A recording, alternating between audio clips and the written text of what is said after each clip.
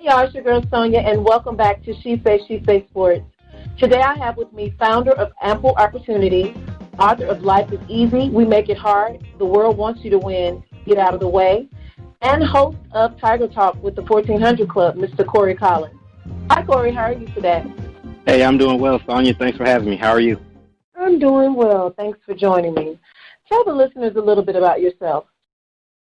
Well, I am a proud 2002 graduate of the Jackson State University Mass Communications, originally from Hazelhurst, Mississippi.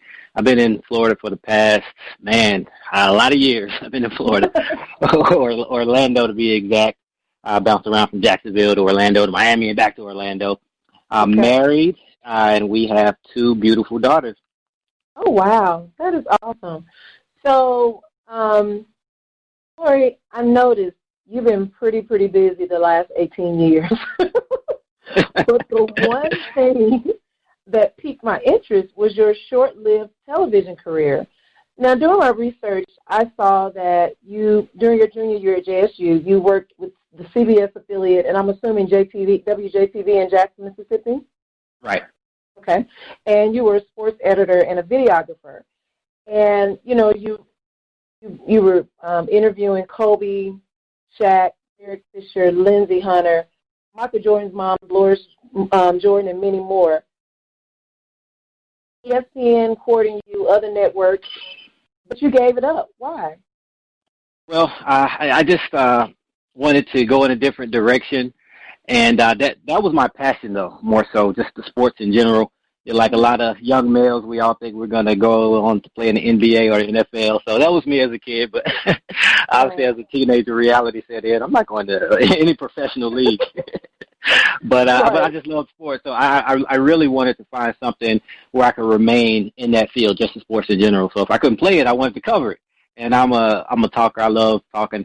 I used to always get pretty much straight A's. I have a B here and there, but my conduct grade would always be C. And when the teacher would talk to my parents, they would say, he talks too much.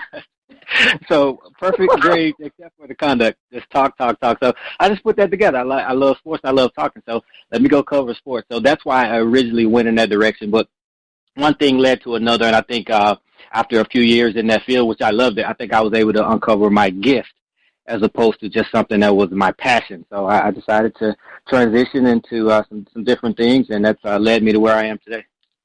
That's awesome. And like yourself, you played in high school, am I correct? Right, basketball. Okay. Mm-hmm. And so like myself, you're an avid fan. And, I have the height, but I can't play. I love sports.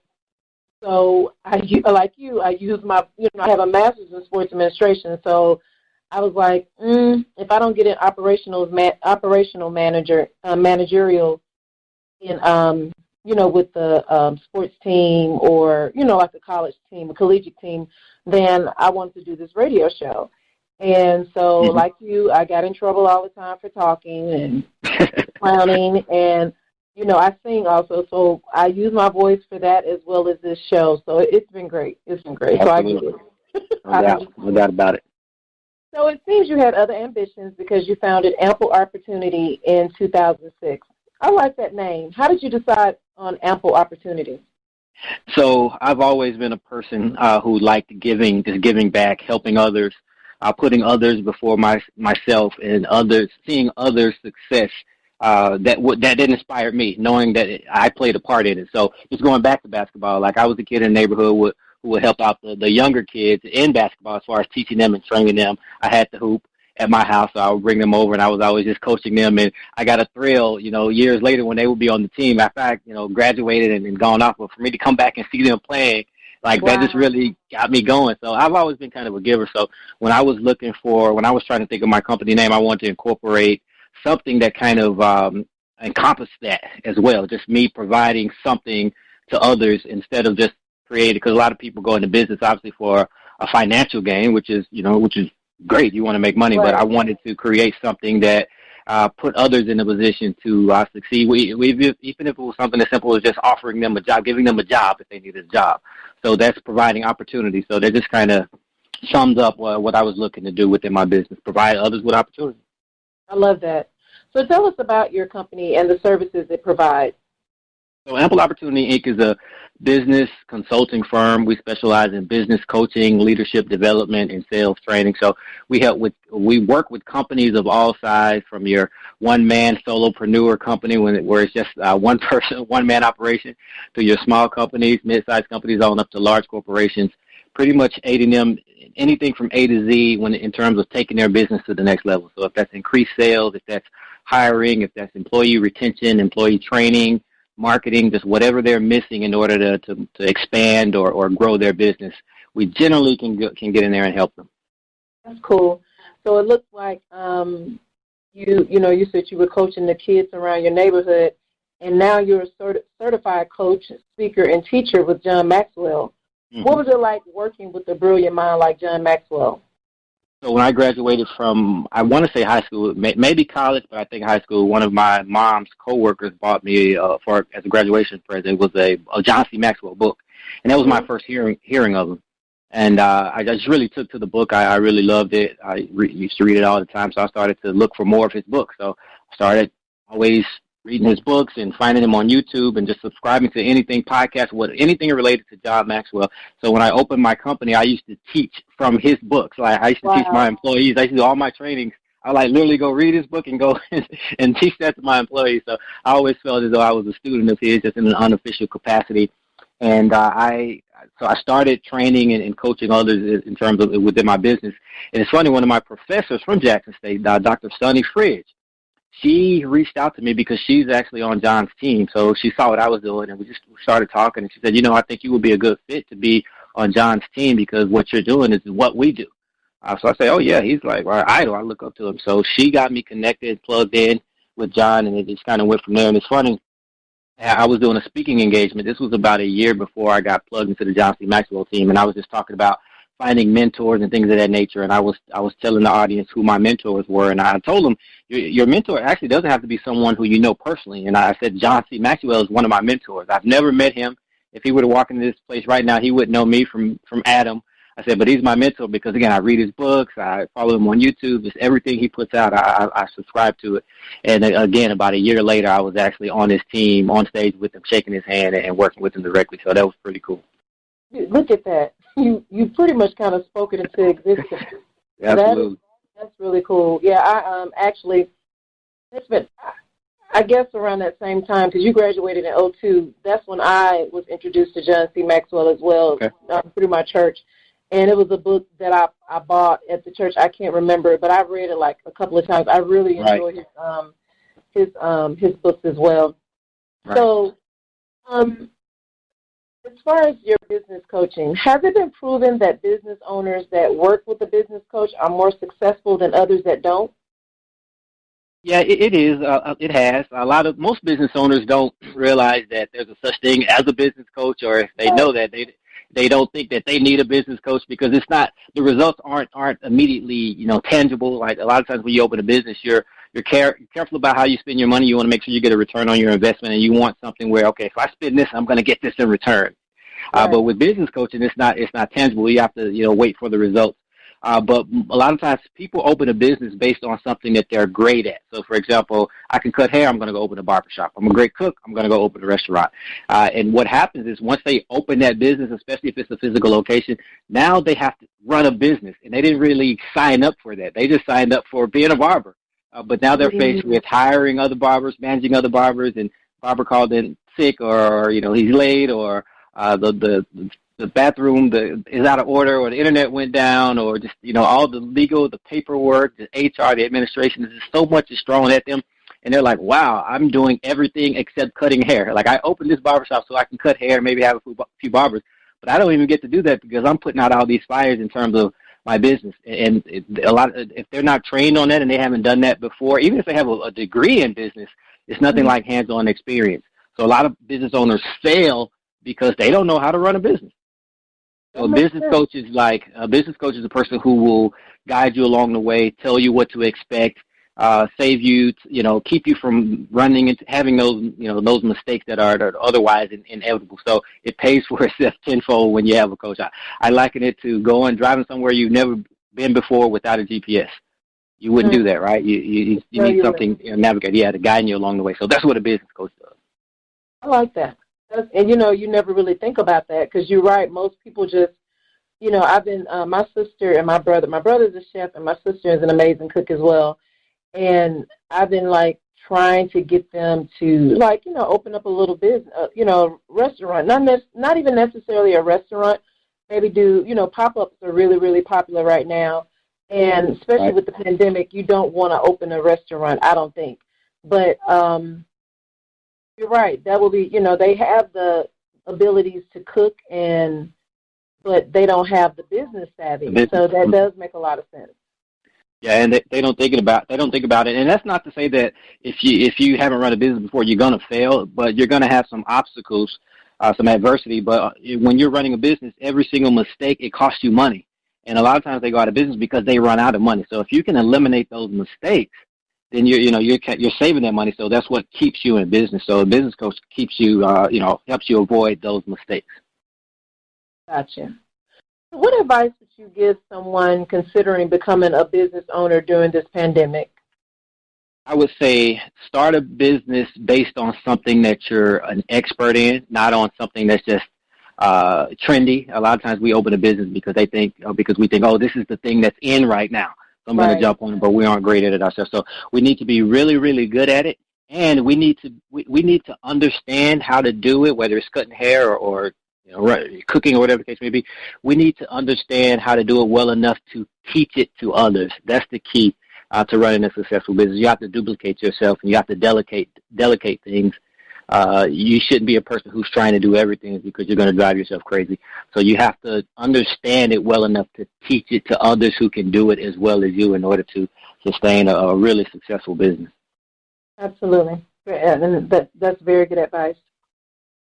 Now, as of last year, you have added author to your resume. Congratulations. Thank you. As I said, you've been busy for 18 years. And the book is called Life is Easy, We Make It Hard. The world wants you to win. Get out of your own way. Right. Portion A of that title, I wholeheartedly agree with because we truly make life so hard. Whether it's finances, losing weight, eat right, exercise. Mm-hmm. Those are the two things that, but we make it so hard. Give us a quick summary of your award-winning self-help book. So, as you say, this is a self-help book, and it was kind of born out of me just seeing people in life and business and career not progress to where they want to be, and look around and blame everything, every external factor, every outside factor, making excuses. Okay, I'm not here because of this, because of that. That caused me not to reach my goal, which that could be true to a certain extent. But the problem is that we blame, and I say we because I'm guilty of this, and it's funny, I'm talking to myself in this book, and I make that clear from the beginning. Hey, I'm not this super expert that's kind of up on this pedestal telling you how to live this wonderful life. No, I'm actually kind of looking at some mistakes that I've made and continue to make and struggle with, and this is what I tell myself, and this is what I do to get better. So I say we a lot throughout this book. So again, we blame everything else. We never kind of take a look in the mirror, but I'm kind of teaching people to do it in the reverse. Start with yourself. Take a look at yourself. Do an honest assessment of yourself. Figure out what can you do to improve. What can you do to get better? If you haven't done everything perfectly, then don't blame anything else. Fix what you can fix. Get to where you're doing everything perfectly. And when you're perfect, now let's start blaming other things, other factors. So what happens is 99% of the time when we fix the things that we're not doing right, and honestly, you're never going to be perfect, but when we correct the things that we're not doing right, usually that's enough to fix the problem, and that'll help us progress and get to where we want to get, and we never even get a chance to blame those other things. So it's just, again, and that's why I say life is easy. We make it hard.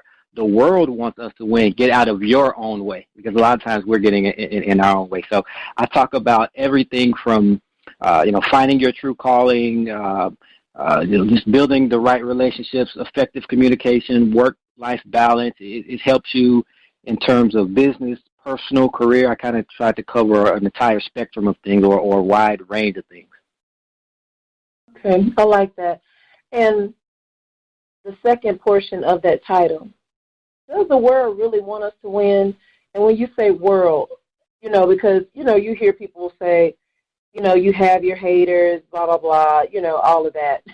However, could your world just necessarily be your family unit, the people that support you? I mean, or are you meaning world globally? I mean, I mean it all of it. It starts with your family unit, but one of the things I talk about is in one of the chapters is your reference group. You have to surround yourself with the right people, right? Your reference group are the 5 people that you spend the most time with, and we tend to take on their attitudes and their ideas and their mentality. So if we have negative people in our reference group, or the 5 people who are closest to us, then that's going to affect us. So I need to make sure those 5 people are people who are positive, or people who can give me the right perspective, who can motivate me, who can push me.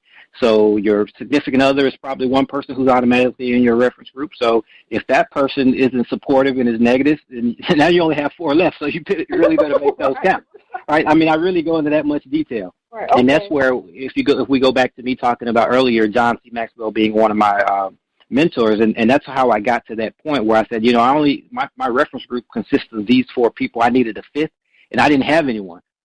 Not anyone who I felt was positive. Not saying that everyone else in my life was negative, but I needed someone who could put me in the right perspective. It had to be someone special, someone who I could really make it count. So that's why I consider John that 5th person and that person who was in my reference group. So to go back to your original question, it starts there. But the world is just set up for us to be successful in everything, in our personal health, our wealth, on the job, because there's just so many tools and resources out there for us to succeed. There's really no, when I say succeed, that means a healthy relationship, a healthy, whatever you consider success. I don't mean monetarily or having a lot of money. Right. If I have great health, then I'm successful in that regard. If I have a great marriage, then I'm successful in that regard. So every problem that we face, there's someone out there who can help us fix it, whether that's in our relationship, whether that's it. I even gave the example, hey, there's even basketball players, they have shooting coaches, right? So I'm struggling with shooting, so I get a shooting coach. So that's why I say the world is set up for us to succeed, because I can't think of any problem that anyone is going through where there's not someone out there who can help them. And again, if we're sick, they have doctors. If we're in legal trouble, they have attorneys, and the list goes on and on. You can't tell me something that you're struggling in where the world hasn't set up for someone to be there who can potentially help us. It's just up to us to have the right mindset to go out to seek them and to utilize them and to listen to them and to apply what they kind of teach us. I love that, Cory. I'm ordering that book today. I'll send you a signed copy.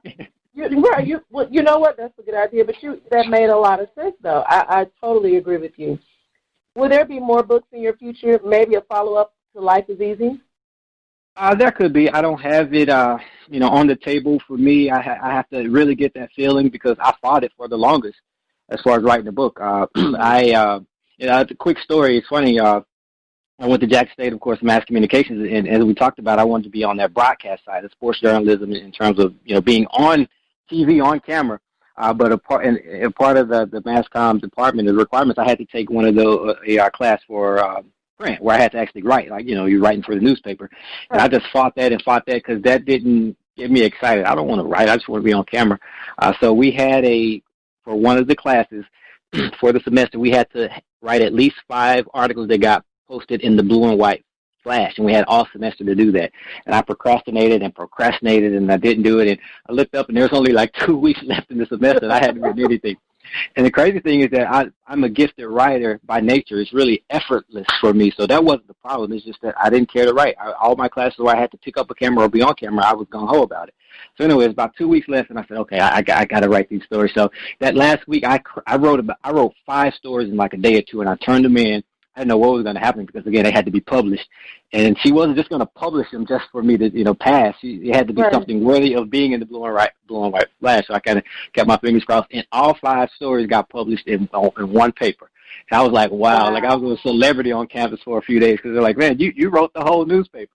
And that kind of got me excited about writing, just seeing my name published 5 times and sending that to my parents and then laminating it and things of that nature. So that's one reason why, years later, why I was excited about writing a book. But, again, I did fight it for the longest, but my wife told me I should do it. And some of my mentors, hey, you have all this knowledge, because I'm a speaker, so I used to go and speak. And they used to say, look, you can reach more people by putting it in a book, because now that book can be purchased by anyone, across the world, even if they don't know you. So I have to get that feeling to write another one. But it's in me. We'll just have to wait and see. It's in you, yeah. And I'm glad that your support,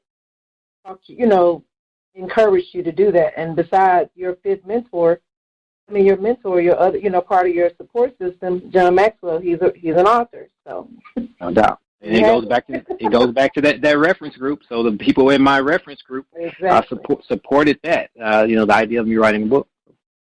That's true. So now you have come full circle. Yes.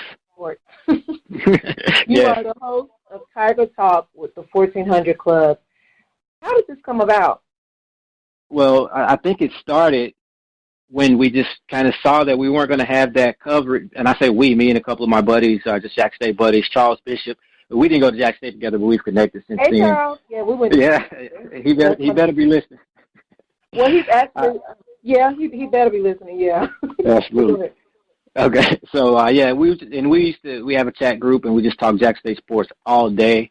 And, we don't have that coverage, so we'd often lean on each other to figure out what's going on in terms of the team. And so with it being about 5, I'd say about 5 to 8 of us, we just, I think I was the one who came up with the idea, let's do a podcast, because we were getting all of the information about the team, but we didn't have anywhere to publish it, because, we didn't have a beat writer. So we pretty much knew everything that was going on. So we said, we need to share this with this starving fan base, because they're all over Facebook wondering what's going on, who's going to play this position, whatever the case may be.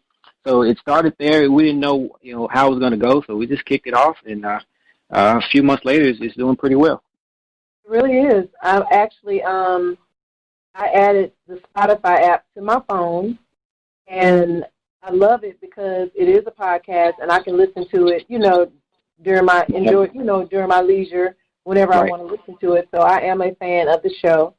And your platform, you did mention, is strictly JSU Sports, correct? Yes. So when we initially kind of kicked around the idea, we just wanted it was going to be kind of just 4 guys talking Jackson State sports. Like, we go to practice, or we get the reports from practice. We just kind of inform everyone else. But it had evolved into something much greater than I would have ever imagined. So it's centered around Jackson State sports, but we've had everyone on from Dr. Roger Little, director for the Sonic Boom of the South. We've had the acting president Thomas Hudson. We've had Senator Hilton Frazier, Representative Chris Bell. We've had Samara Terry from JTV. Rick Cleveland. It's just expanded, a lot further than we thought. Dr. Lexia Norwood, JSU NA president. So, we were just kind of seeing where it goes from there. So, why was now the time for you to come back to sports? What was going on where you felt like, it's time for me, even though I'm not going to be on TV, I'm going to do radio? What just pushed you to come on back to sports? Right, because it never left. I just wasn't doing it all these years. I wasn't doing it as a job. And I don't even call this podcast a job. This is strictly a labor of love. We do this for the love of Jackson State. We're not trying to make a dime. Any money that we can raise through sponsorships or anything, that's 1400 Club donating that to the university. We need facilities. We need all types of things. Exactly. So, strictly love. So to answer your question, it never left. And podcasting is kind of the thing. I listen to podcasts all day. My sports podcast, my business podcast. So I just kind of put 2 and 2 together. We're already sitting around talking about this, so let's record ourselves and let's see if anyone else wants to hear it. Because we want to hear it. We want, especially Jackson State fans. We are, like I said, love the show. It's a great, like you said, labor of love, and we're learning so much. I love Charles is a history buff. Oh yeah. I like when he interviewed Mr. Curry. Cory Curry, yeah. Cory Curry, and that was one of my favorite shows. So I enjoy the show immensely. So that is great. No doubt about it. Yeah, he's great. And definitely shout out to the entire team, Mike B, Neely, Vic, Ken Clark, and the list go. I can't name everybody who's been on there, but you guys are very much appreciated. Absolutely. So what's next for Cory Collins? Hey, I am just living life, enjoying life. I would say next is helping my kids get through virtual school. So I'm a teacher now. So yeah, just add that to the resume. So if I can get through this, you're a certified teacher, so that's right. It's already in you. Well, this is putting it to the ultimate test. I need a double certification. Right. So if I can get past this, man, the sky's the limit. So let's just take it one step at a time. So what are their ages? What grades are they in? We have a third grader and a seventh grader. So. Oh wow. Yeah, 2 girls. So yeah, that's the challenge right now. But life is easy. We make it hard, so we'll figure it out. That's right. You better. I'm probably making it hard on them with this virtual school. I'm probably making it harder than it is. I love it. This is so funny. Well, God bless all you parents that have to teach your kids virtually. It's totally different, especially. Like some parents have never gone to had to do school online, and it's something to get used to, especially when you're trying to not only learn it yourself but teach it to your child. So right. God bless you. I'll be praying for you guys. Much needed. Thank you. Especially the girls. Hell yeah. All right. Thank you so much for joining me today. Please tell the listeners how they can contact you via social media, your company, or how they can get your book. Yeah, so an all-inclusive link as far as my business, ample opportunity, the John C. Maxwell training, and my book. You can email me. You can find all of my information at this one link. It's tinyurl.com/CollinsCory. Cory is without an E, so that's CORY. tinyurl.com/CollinsCory. You can email me, text me. You can purchase my book. If you want an autographed copy, just send me a message, either email or text, because I'll personally mail that to you. But if you just want a copy that's not signed, you can order it from the link that's on there. And, of course, Tiger Talk with the 1400 Club. We're on Facebook, Tiger Talk with the 1400 Club, and Twitter, Tiger Talk 1400. Okay. And you can follow me at She Says She Says Sports on Facebook, She Says She Says Sports 23 on Instagram. And, guys, that's my show for today. It went fast, too. I didn't expect it to go that fast. But until next time, this is Sonia with She Says Sports, and I will see you on the radio.